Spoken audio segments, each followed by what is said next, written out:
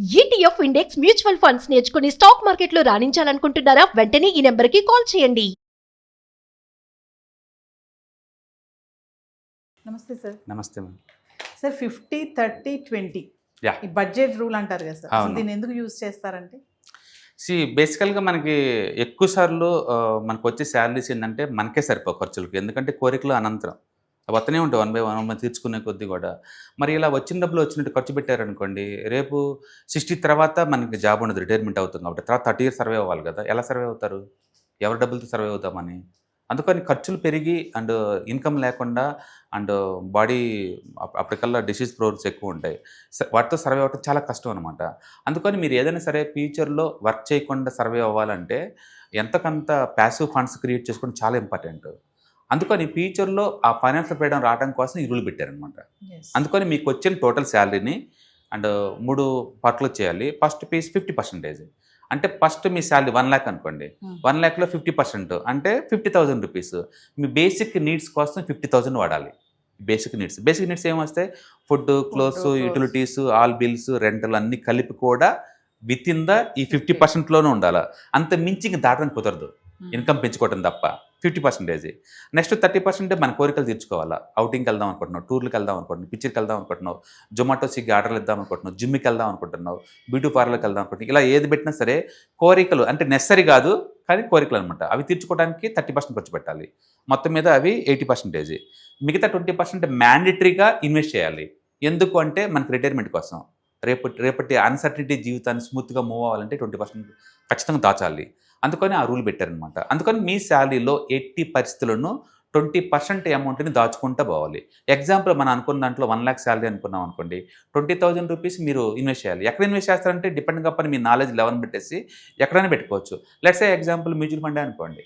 మనం ఇంతకుముందు అనుకున్నాం 15 అంటే 15% రిటర్న్స్ వచ్చే చోట మ్యూచువల్ ఫండ్లో 15 years ఇన్వెస్ట్ చేస్తే 15,000 చొప్పున మనకి అమౌంట్ 1 crore అవుతుంది. మనకి అనుకోవచ్చు. అలాగే ఇప్పుడు శాలరీ 1 lakh అనుకుంటున్నాం కదా, ఇప్పుడు 20% దాచాలి కదా కంపల్సరీగా. అంటే ఎవ్రీ మంత్ 20,000 దాచారనుకోండి, వాళ్ళకి 15 years కల్లా ఈజీగా ఆడుతూ పాడుతూ 1 crore తయారయ్యే ఛాన్స్ ఉంది. 1 crore వచ్చింది అనుకోండి, దాని నుంచి ప్యాసివ్ ఇన్కమ్ స్టార్ట్ అవుద్ది కదా. అప్పుడు మనం వర్క్ చేయకపోయినా కూడా మన శాలరీ ఎంత వస్తుంది కదా. అందుకని వర్క్ చేయకుండా ఫ్యూచర్లో ఫైనాన్షియల్ ఫ్రీడమ్ రావాలంటే ఫండ్ క్రియేట్ అవ్వాలి. ఫండ్ క్రియేట్ అవ్వాలంటే ఇలా రూల్ బేస్ మీద అమౌంట్ ఎంతో కొంత పెట్టాలన్నమాట. అందుకని మీరు మొహమాటం లేకుండా శాలరీ రాగానే ఫస్ట్ 20% ఇన్వెస్ట్ చేసుకోవాలి. మీ నాలెడ్జ్ని పెట్టేసి ఎక్కడ ఇన్వెస్ట్ చేసుకోవచ్చు. అంటే చాలామంది ఏంటంటే మ్యూచువల్ ఫండ్లో పెట్టండి, గోల్డ్ కొనుక్కునే, మీ ఇష్టం, ఎక్కడ పెట్టినా పర్వాలేదండి. ఇన్వెస్ట్ చేయడం ఇంపార్టెంట్, సేఫ్టీ సెక్యూరిటీ ఇంపార్టెంట్, ఎక్కువ రేట్ ఆఫ్ రిటర్న్ రావడం ఇంపార్టెంట్. అందుకని ఎక్కడైనా ఇన్వెస్ట్ చేసుకోండి. 20% మ్యాండేటరీగా పెట్టండి. బట్ సిటీలో కంప్లైంట్స్ ఏమవుతాయి అంటే మాకు వచ్చే శాలరీ 50,000, వచ్చిన అమౌంట్ అంతా 50,000 దానికే పోతుంది కదా అని అంటారు. మీ లివింగ్ కాస్ట్ ఎప్పుడు కూడా మీ ఎర్నింగ్ బట్టి ఉండాలి తప్ప సొసైటీ ప్రెజర్ అయి ఉండకూడదు.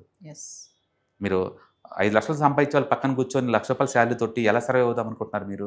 వాళ్ళతో కంపేర్ చేసుకోవడం కుదరదు. అట్లా కాదు, ఎర్నింగ్స్ బట్టి మీ లివింగ్ స్టైల్ని డిజైన్ చేసుకోండి. అంత ఎర్నింగ్స్ లేకుండా పోటీ పడమకండి అవతల వాళ్ళతోటి.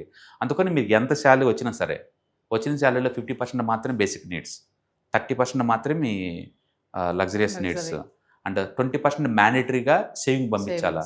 అందుకని పే యువర్ సెల్ఫ్ ఫస్ట్ అంటారు దాన్ని. Pay yourself first. ఎప్పుడు 1930లోనే the richest man in Babylon అని బుక్లు రాశారు వాళ్ళు. వచ్చిన శాలరీలో ఫస్ట్ రాగానే 20% ముందు మ్యూచువల్ ఫండ్ పంపించుకోవాలి. మిగిలిన డబ్బులు మొత్తం మీ ఇష్టం చేసుకోండి. ఇంకా అప్పుడు ఏమవుతుంది అంటే 20 years తర్వాత ఏమవుద్ది, ₹1 కోటి ఫండ్ క్రియేట్ అవుతుంది, ప్యాసివ్ ఇన్కమ్ స్టార్ట్ అవుతుంది. అందుకని బడ్జెట్ ప్లానింగ్ అప్పుడు ఈ రూల్ బాగా వాడతారనమాట ఫైనాన్స్ ప్రపంచంలో. బట్ ప్రాబ్లం ఏంటంటే థియరిటికల్గా ఇవన్నీ బాగానే ఉంటాయి, ప్రాక్టికల్గా వచ్చేసరికి ఏంటవుతుందంటే ఎర్నింగ్ అంత లేకపోవచ్చు, ఇంట్లో కిడ్స్, ఓల్డ్ ఏజ్ వాళ్ళు ఎక్కువ ఉన్నారనుకోండి, ఎక్స్పెన్స్ ఎక్కువ ఉంటుంది, ఇన్కమ్ తగ్గిపోయి ఉండొచ్చు. రెండోది ఏదనుకున్నా కొంత దాచంగానే ఏదో ఒక అవసరం వస్తుంటుంది, హెల్త్ ప్రాబ్లం రావచ్చు, సడన్గా బాబుకి మంచి స్కూల్లో సీట్ వచ్చింది, మన కెపాసిటీ దాటి పెట్టాల్సి వస్తుంది, అప్పుడు దీన్ని బ్రేక్ చేస్తాం అనమాట. ఇలాంటి ద్వారా ఏంటంటే ప్లానింగ్ డైవర్సిఫికేషన్ అవుతూ ఉంటుంది అనమాట. బట్ స్టిల్ ఉన్నంతలో దాన్ని కంటిన్యూ చేసుకోవటం బెటర్ అనమాట. రైట్. హాయ్, మార్కెట్స్ చాలా వాలటిలిటీ ఉన్నాయని భయపడుతున్నారా? మార్కెట్ ఆల్ టైమ్ హైలో ఉందని దూరంగా ఉండాలనుకుంటున్నారా? ఏది రైట్ టైం మార్కెట్లో ఎంటర్ అవడానికి, ఏది బెస్ట్ టైం మార్కెట్లోంచి బయటకు పోవడానికి తెలుసుకోవాలనుకుంటున్నారా? మార్కెట్లో mutual funds, ETFs, index funds ద్వారా మనీ మేక్ చేద్దాం అనుకున్నారా? ఇలాంటి మీ డౌట్స్ కి క్లారిఫికేషన్ కోసం ఈ webinar ETFs, index funds and mutual funds కోర్సులో జాయిన్ అవ్వండి. మీ డౌట్స్ క్లారిఫికేషన్ చేసుకోండి.